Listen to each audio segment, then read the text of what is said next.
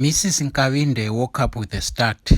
Her baby was not beside her. Jumping out of bed and finding no nurse around, she screamed. Her noise rent the air and echoed in the corridors of the government-run institution. She ran around calling the nurses and pulling her hair in frustration. Other patients and expectant mothers were perplexed by her actions. Some thought she had lost it, while others thought it was the shock of the death of a loved one. There were even others who thought she was delirious. All three were off the mark. It was a loss without equal. She had a premonition that her baby girl had been stolen.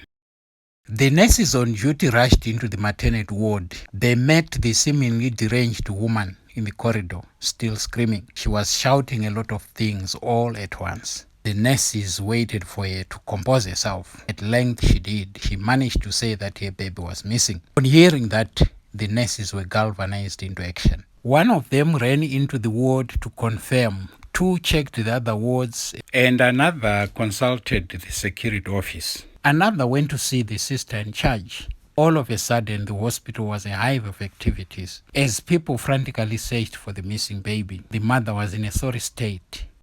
One of the counselors took her to her office. Keep track of her actions and emotions. Everything was upside down at the medical center.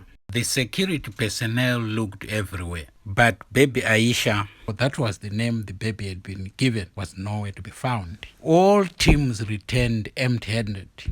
The CCTV revealed a mysterious woman who was roaming the corridors during the visiting hour and living with a bundle. How she managed to elude the security checks and the other women in the ward baffled everyone. It was another case of a disappearing baby. Everyone had been caught napping again. The police started searching for clues, but all was in vain.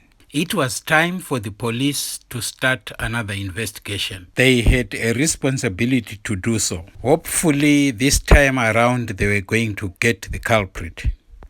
The phone rang in Mr. Nkawinde's office on that fateful Monday afternoon. An official of the hospital was on the other end. The man concluded that his family had been discharged. He would drive to the hospital about 3 kilometers away to pick them up. But alas, the situation had turned bizarre. His world had been turned upside down. The caller painstakingly broke the news to him without providing finer details. Sweat trickled down his brow as he ended the call. He collapsed into his chair to digest the news. He took off his jacket and tie, grabbed the car keys, and burst out of the office. He nearly bumped into one of the office orderlies. He waved his hand as if to show that he was busy or something was happening to him. He had no time to explain. He raced off to the car park.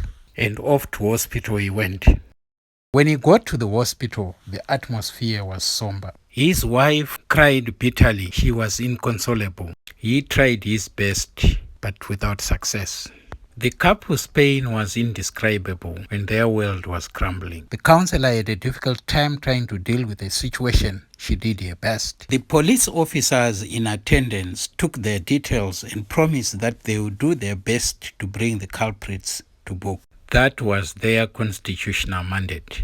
For weeks on end, she cried bitterly. She was inconsolable, and nothing in this world really mattered to her anymore. The loss had been too difficult to accept. She lamented her loss to anyone who cared to listen. In spite of the many counseling sessions that she attended, pain would not go away. She had lost the most precious gift in her life. And she felt that nothing really mattered anymore. The husband tried his best.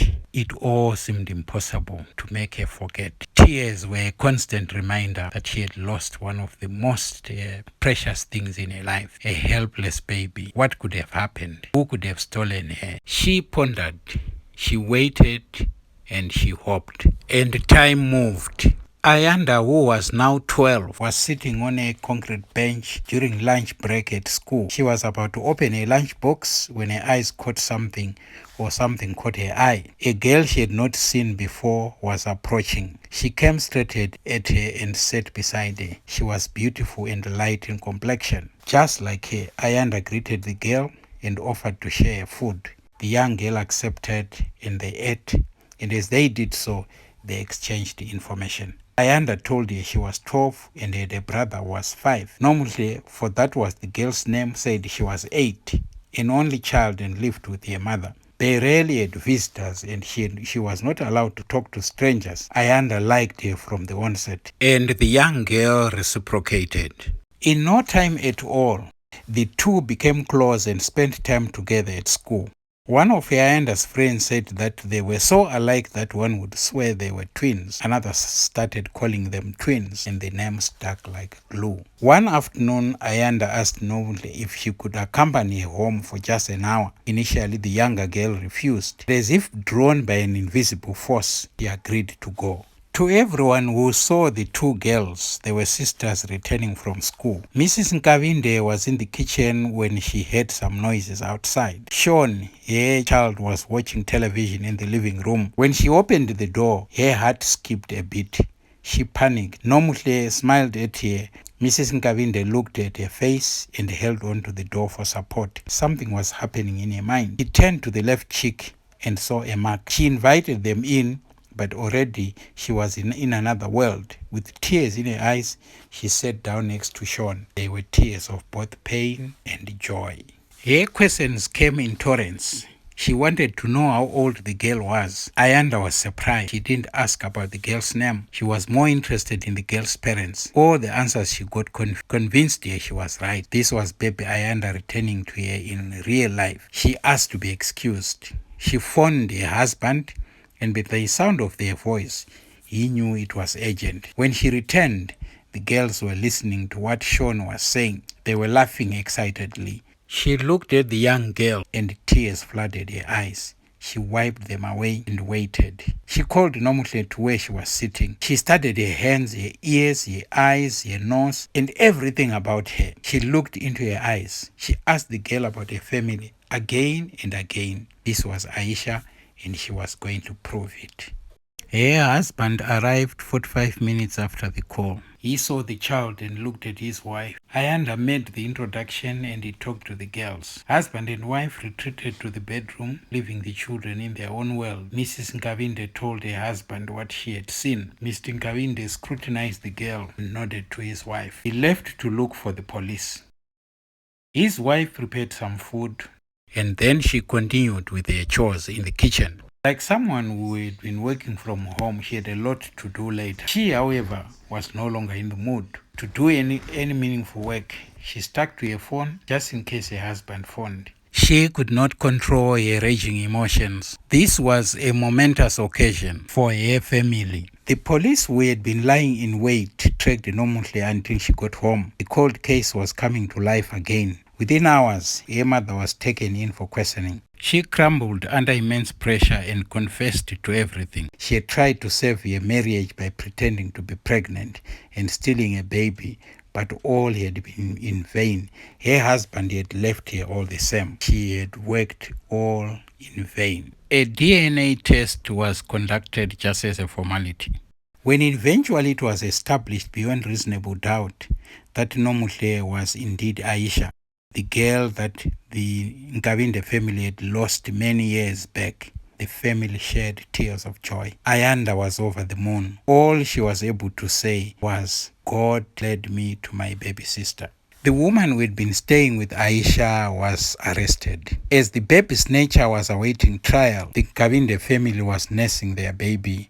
Both Aisha and Ayanda turned into celebrities overnight. It sent tongues wagging in the school community. The unusual friendship was in fact the hand of God bringing them together. The catchphrase in the community was, "It is not an everyday story." The age difference between the children would not separate them. The story is nothing short of a miracle. It is like someone returning from the dead. It cannot be explained in human terms. The coincidence is too much to be believed. Yet this is a true story, very true. At a primary school, the two children stuck together even though they did not know each other. The blood relations reconnected through unlikely means. A concrete bench, blood pulled them together. This is the hand of God. The family is reunited. Years after they thought it was impossible, this is indeed a miracle. For the first time in years, Mrs. Nkavinde could afford a genuine smile. As she sat close to her daughter, she felt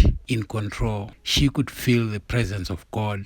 The family was one once again. She had regained her lost daughter. Life had a meaning. All the anguish of years vanished with the return of baby Aisha. The major task at hand was to help baby Aisha reintegrate with the rest of the family after years of living in isolation.